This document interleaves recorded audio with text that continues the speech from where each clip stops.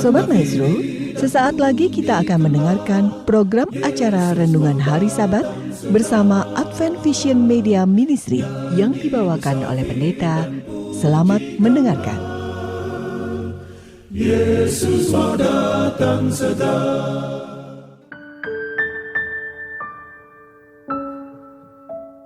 Saudara-saudaraku, Sobat Maestro yang kami sangat kasihi, kami ucapkan selamat pagi, shalom, dan selamat sabat. Pada pagi hari ini saya Pendeta Cucu Elia akan bersama-sama dengan saudara untuk merenungkan akan firman Tuhan yang saya beri judul Alfa dan Omega. Sebelumnya saudaraku, mari kita akan berdoa.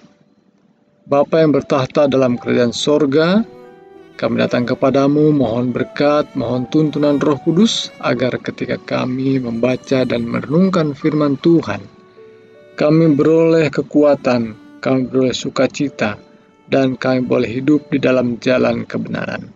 Terima kasih Bapa atas janji Roh Kudus yang memimpin kami. Dalam nama Yesus Kristus kami berdoa dan mengucap syukur. Amin. Saudara-saudaraku yang dikasihi oleh Tuhan, kita bersyukur dalam masa pandemi ini kita masih diberi kekuatan, kita masih diberikan kesehatan dan rezeki yang mencukupkan kita. Sebagaimana kita sudah mulai mempelajari dan mulai memahami akan pekabaran firman Tuhan dari kitab Daniel, dan kita sudah mulai melanjutkan pada kitab Wahyu, dan sahabat yang lalu kita sudah mempelajari sebahagian kecil merupakan pembukaan dari kitab Wahyu. Pada sabat pagi ini kita akan belajar kitab Wahyu pasal yang pertama, yang saya beri judul Alfa dan Omega. Adalah sebuah penggambaran atau figur Yesus dalam kitab Wahyu pasal 1. Saudara-saudaraku yang dikasihi oleh Tuhan, Sang Pewahyu dan Yohanes Sang Penerima Wahyu. Ya, ini adalah sebuah pertemuan yang indah yang digambarkan dalam kitab Wahyu. Kitab ini memang begitu jelas dalam administrasinya, sebab dari awal ayat-ayat dalam kitab Wahyu ini telah menunjukkan siapa sebenarnya pengirim pesan yang sesungguhnya, yakni Yesus, dan siapa yang menjadi pengantaranya atau penerima wahyunya. Dan dialah Yohanes, yakni orang atau figur yang setia, yang dekat dengan Yesus, berjumpa langsung dengan Yesus, dan dapat dipercaya. Ya, pribadi Yohaneslah tentunya yang menjadi kita terberkati melalui kitab Wahyu ini. Dia tahu sesungguhnya siapa yang sedang berbicara dengan dia dalam penglihatan tersebut. Ya, tentunya kita bisa membayangkan kalau kita tidak mengenalnya, ya, tiba-tiba ada orang atau figur yang datang, siapa dia, ya? Bisa jadi, ya, jika bukan Yohanes, sang penerima wahyunya, pasti dia akan bertanya-tanya tentang siapa yang sedang berbicara dengan dia tersebut. Misalnya saja Paulus contohnya, ya, dia malah kebingungan misalnya, dan bahkan dia merasa mustahil dia bisa mendapat hidayah dari orang yang dia benci, ya. Jadi jelaslah bahwa kitab Wahyu kitab yang layak dibaca dan layak untuk dipelajari, sebab sang penerima wahyu adalah yang menuliskan kitab Wahyu ini adalah figur yang jelas dapat dipercaya, bukan dia yang sedang mendongeng, yang sedang menghayal, mencoba-coba mendongeng atau cerita, dan atau mendapatkan bisikan dari roh yang tidak jelas, ya. Ini adalah pribadi yang jelas-jelas adalah pribadi atau figur yang begitu dekat dengan Yesus dalam latar belakang hidupnya. Dalam kitab Wahyu ini sepintas saya memberikan gambaran adalah kitab yang kemudian dibagi-bagi dalam pasalnya menjadi 22 pasal, dan terdapat di dalamnya 405 ayat, ya, dalam kitab Wahyu ini. Dan ada ayat yang terpendek, isinya hanya 8 ayat dalam pasal 15. Dalam pasal yang ke-21 itulah pasal terpanjang, memiliki 27 ayat. Dan buku Wahyu sendiri, ya, pasal 1-nya berisi 20 ayat. Inilah yang kita sedang pelajari pada Sabat pagi ini. Mari kita mulai membaca kitab Wahyu pasal 1 ini dalam ayat 1 dan 2 dulu. Inilah wahyu Yesus Kristus yang dikaruniakan Allah kepadanya supaya ditunjukkannya kepada hamba-hambanya apa yang harus segera terjadi. Dan oleh malaikatnya yang diutusnya, ia telah menyatakannya kepada hambanya Yohanes.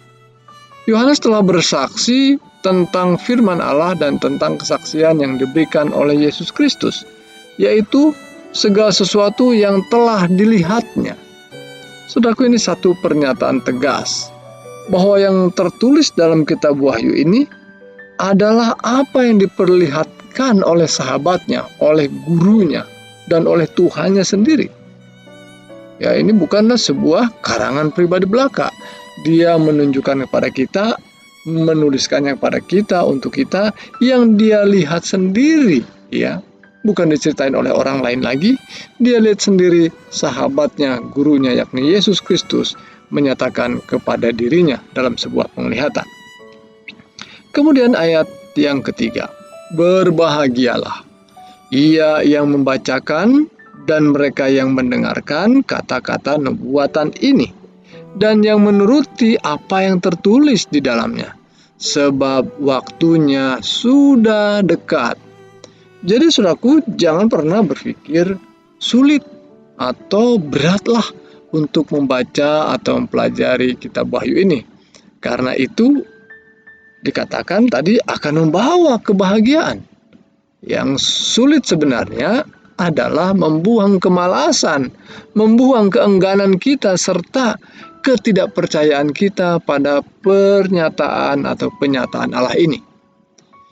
Jika saja mau membaca dengan hati yang penuh kerinduan, maka kitab Wahyu ini adalah kitab berkat, kitab yang akan membawa kebahagiaan bagi saudara dan saya. Dan jika saudara menemukan sesuatu yang sulit untuk dibaca atau dipahami dalam kitab ini, coba saja teruskan membaca, ya. Membaca dan kemudian mengulangi kembali, ya, itu tentu sangat menolong. Ya. Kitab ini akan memberi penjelasan dan bahkan menafsirkan dirinya sendiri, ya, bagi kebutuhan rohani kita secara pribadi. Ya. Mungkin saudaraku, ketika kita membaca dan mencoba menafsirkan secara pribadi, kok beda ya dengan penafsir lainnya? Para pembaca kitab Wahyu lainnya menafsirkan beda. Namun jangan berkecil hati saudaraku, sebab Tuhan tahu akan kebutuhan pertumbuhan rohani setiap orang. Jadi mungkin ada beda-beda sedikit, mungkin jika tidak prinsipil tentu saja itu adalah berkat buat saudara yang membacanya. Itu sebabnya berbahagialah yang membaca dan mereka mendengarkan dari kitab nubuat ini. Kita teruskan ayat yang keempat. Dari Yohanes kepada ketujuh jemaat yang di Asia Kecil, kasih karunia dan damai sejahtera menyertai kamu dari Dia yang ada dan yang sudah ada dan yang akan datang, dan dari ketujuh roh yang ada di hadapan tahtanya, dan dari Yesus Kristus saksi yang setia, yang pertama bangkit dari antara orang mati, dan yang berkuasa atas raja-raja bumi ini. Bagi Dia yang mengasihi kita dan yang telah melepaskan kita dari dosa kita oleh darah-Nya, dan yang telah membuat kita menjadi suatu kerajaan, menjadi imam-imam bagi Allah, Bapaknya. Bagi Dialah kemuliaan dan kuasa sampai selama-lamanya. Amin. Saudaraku, ketiga ayat yang baru saja saya bacakan, Yohanes sang teologian ini begitu gamblang, saudaraku, menyampaikan figur pribadi kealahan yang kita sering sebut dengan Trinitas, ya. Teologian ini, Yohanes menunjukkan keilahian, kealahan itu dengan begitu gamblang, namun memang sederhana sekali, ya. Dia menyebutkan secara sederhana dan tegas ketiga pribadi kealahan itu. dengan menyebutkan bahwa Dia yang ada, yang sudah ada, dan yang akan datang dari ketujuh roh yang ada di hadapan tahtanya, dan dari Yesus Kristus saksi yang setia. Jadi ayat ini menyebutkan Allah Bapa sebagai yang ada, yang sudah ada, dan yang akan datang. Dan kemudian menyebut Roh Kudus sebagai ketujuh roh. Dan Yesus Sang Putra disebut sebagai Yesus Kristus saksi yang setia. Jadi saudaraku sekalian, luar biasa pengajaran dari Yohanes ini. Dia tahu persis, walaupun tidak disebut kata Trinitas, ini adalah gambaran doktrin yang benar dari keilahian, dari kealahan kita. Baik, pribadi Yesus kemudian terus secara khusus digambarkan dengan segala atribut yang agung yang melekat padanya. Dan tentunya tidak ada satupun figur manusia yang dapat disamakan dengan Yesus. Itu sebabnya kita mengakuinya dan mempercayainya sebagai pribadi kealahan itu, yang menjelma menjadi manusia menurut kesaksian Yohanes sendiri dari Injil Yohanes pasal 1. Baik, kita teruskan apa yang dikatakan pewahyu ini dari ayat selanjutnya, ayat 7. Lihatlah, ia datang dengan awan-awan, dan setiap mata akan melihat dia, juga mereka yang telah menikam dia, dan semua bangsa di bumi akan meratapi dia. Ya, amin. Aku adalah Alfa dan Omega, ayat 8. Firman Tuhan Allah, yang ada, yang sudah ada, dan yang akan datang, yang maha kuasa. Bahkan pribadi Yesus pun kemudian disebut sebagai yang ada, yang sudah ada, dan yang akan datang. Jadi saudaraku sekalian, mustahillah tentunya bagi seorang atau figur manusia biasa yang bisa datang dari langit di awan-awan dan disebut sebagai yang awal dan yang akhir, ya. Dan itu adalah suatu nama yang hanya diberikan kepada Allah saja. Dan kemudian disebutkan secara tanda dia sebagai pribadi yang maha kuasa. Siapa lagi saudaraku sekalian kalau bukan Allah itu sendiri? Jadi figur Yesus disebut begitu agung dalam kitab Yohanes pasal yang ke-1 ini. Jadi saudaraku sekalian, membaca kitab Yohanes begitu jelas, begitu ditekankan, diyakinkan kepada Yesus Kristus siapa sesungguhnya dia. Karena Yohanes sendiri adalah pribadi yang mengenal Yesus dengan baik. Ayat yang ke-9. Aku Yohanes, saudara dan sekutumu dalam kesusahan, dalam kerajaan dan dalam ketekunan menantikan Yesus, berada di pulau Patmos, berada di pulau yang bernama Patmos, oleh karena firman Allah dan kesaksian yang diberikan oleh Yesus. Pada hari Tuhan aku dikuasai oleh Roh, dan aku mendengar dari belakangku suatu suara yang nyaring seperti bunyi sangkakala. Saudaraku, Yohanes sang teologian itu yang rendah hati itu mensejajarkan kita, ya, dengan kita. Dirinya disejajarkan dengan kita, dengan saudara dan saya. Bahkan dalam kesusahan, sekutumu ini dalam kesusahan, kata Yohanes. Yang memang tentu saja itulah yang kita alami, ya, itulah yang dialami oleh saudara-saudara kita pada waktu Yohanes ini hadir di dunia ini. Dia terus menunjukkan pribadi Kristus, sang pembawa wahyu itu, sang pemberi wahyu itu, ya, yang sesungguhnya, sehingga dia tidak berharap bahwa para pembaca akan melihat atau merujuk hanya pada dirinya, tetapi melihat kepada Kristus yang sedang dipertontonkan dalam tulisan ini, bukan kepada Yohanes. Ya, mari kita lihat apa yang dikatakannya selanjutnya dalam ayat yang ke-11. Katanya, apa yang engkau lihat, tuliskanlah di dalam sebuah kitab dan kirimkanlah kepada ketujuh jemaat ini, ke Efesus, ke Smyrna, ke Pergamus, ke Tiatira, ke Sardis, ke Philadelphia, dan ke Laodikia. Saudaraku, jemaat yang dimaksudkan adalah nama-nama jemaat yang secara geografis memang ada, memang hadir pada waktu Tuhan menyatakan waktu ini kepada Yohanes.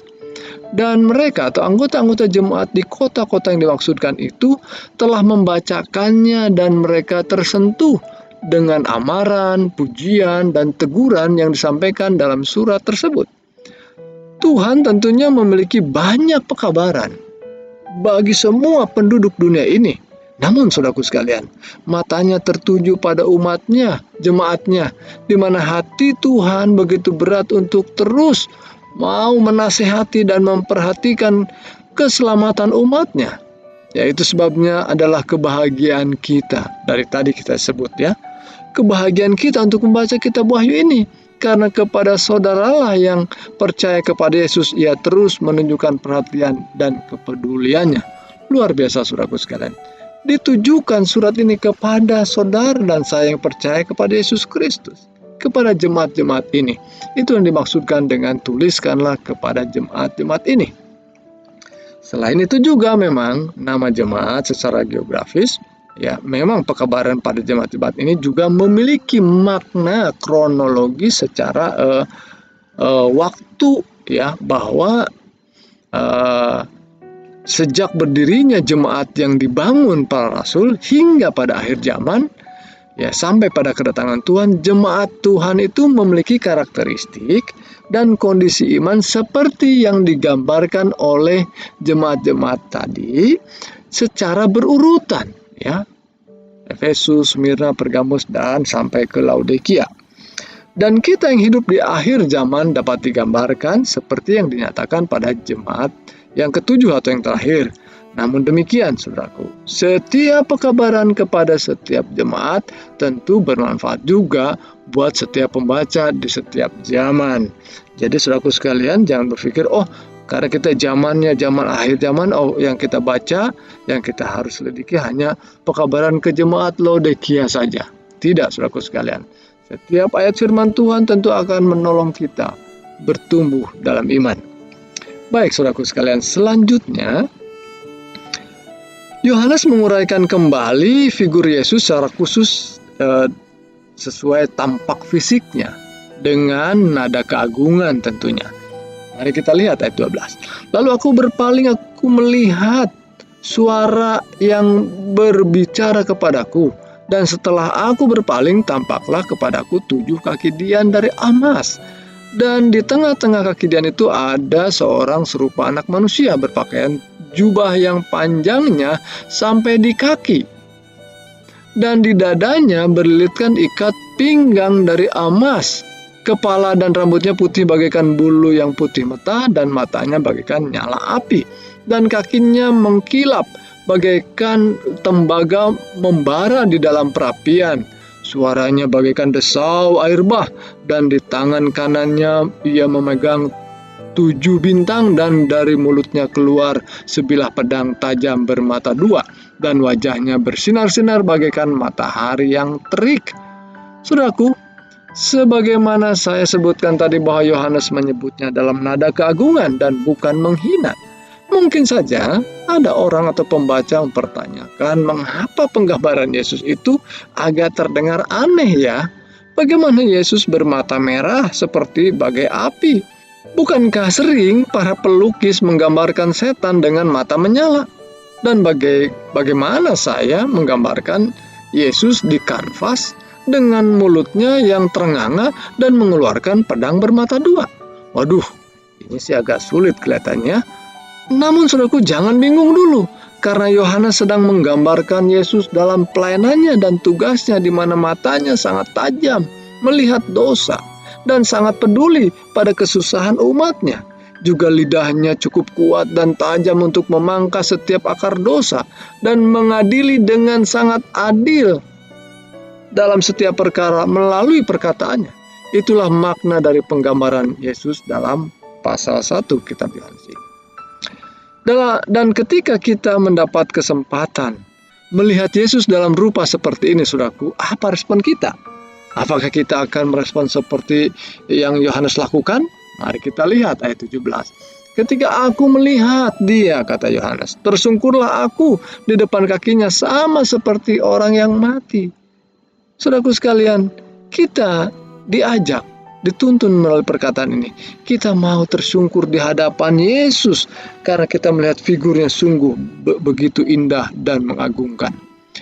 Tetapi Ayat selanjutnya, ia meletakkan tangan kanannya di atasku lalu berkata, jangan takut, aku adalah yang awal dan yang akhir dan yang hidup. Aku telah mati, namun lihatlah aku hidup sampai selama-lamanya dan aku memegang segala kunci maut dan kerajaan maut.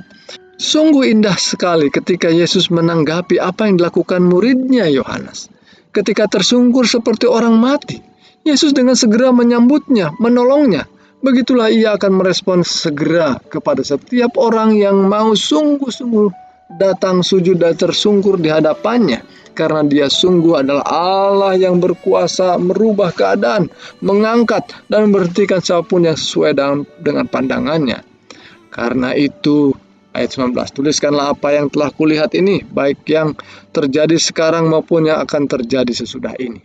Inilah pesan, saudaraku, kepada kita, dan sekaligus memberikan tafsiran yang pasti akan apa yang disebutkannya terdahulu. Dalam ayat 20 dikatakan, dan rahasia ketujuh bintang yang telah kau lihat pada tangan kananku dan ketujuh kaki dian emas itu. Ketujuh bintang itu ialah malaikat ketujuh jemaat dan ketujuh kaki dian itu ialah ketujuh jemaat. Jelas sekali, saudaraku ya, sangat jelas.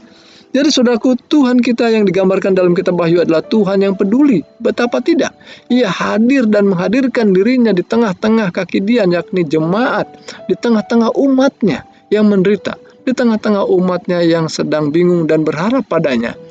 Jadi saudaraku sekalian, mari hari ini, pagi hari ini, kita datang kepada Tuhan. Dan memang ia selalu hadir dalam setiap tantangan dan kebingungan kita. Tuhan Yesus kiranya menolong kita dan membangunkan iman rohani kita melalui kitab Wahyu ini. Mari kita berdoa. Bapa yang penuh kasih, kami ucap syukur untuk firman Tuhan yang telah kami dapatkan.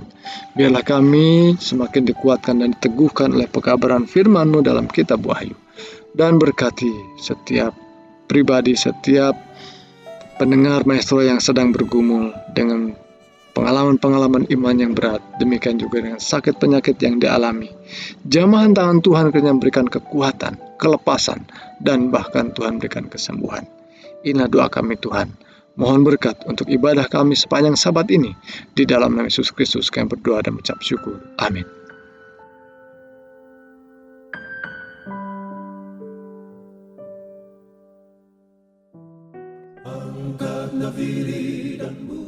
Sobat Maestro, Anda telah mendengarkan program acara Renungan Hari Sabat bersama Advent Vision Media Ministry. Untuk tanggapan pendengar, hubungi 087 888 777 689. Terima kasih atas kebersamaan Anda. Tuhan memberkati.